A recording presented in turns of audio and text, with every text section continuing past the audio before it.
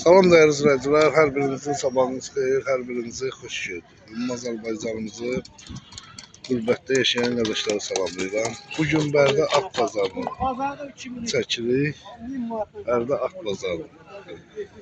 Olanları çəkəcək, baxarsınız. Hal-hazırda bu ayın 18-i aprel 2025-ci il. Ağsakam satdıqdı belə. Neçəsindədir bu? Neçə deyirsən bunu? 2500'ə. Neçəsindədir? Hardan geçmişsən bunu? Buradan Ağdamdakı izləyicilərə salamlayıram. Neçə gedir belə maşının?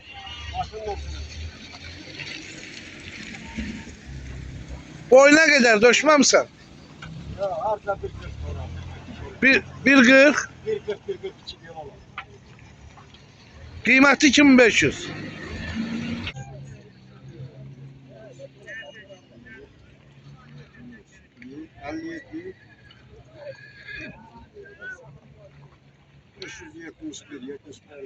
Bəli. 2500'dan.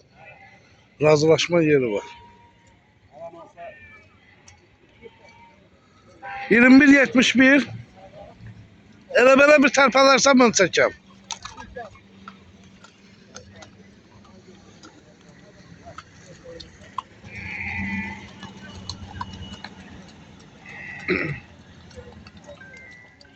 Belə pis at deyil. Pis at deyil.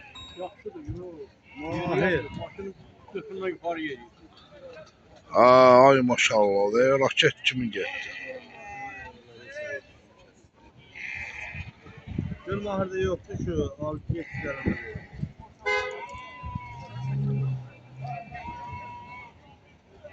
Hansı? Oldu ya, atışı da. Sağ tamam.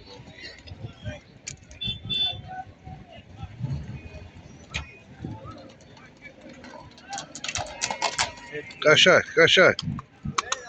Allah xeyirli bazar versin.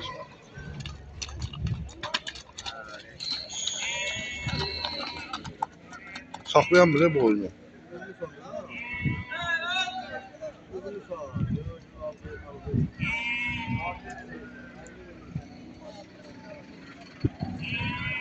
Mallatdırmağa getirip satmağa yok.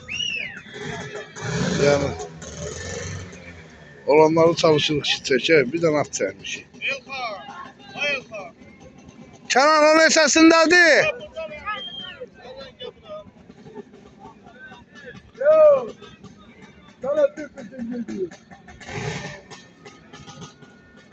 Allah olanlar var, mallatdırmağa getir çoxsu.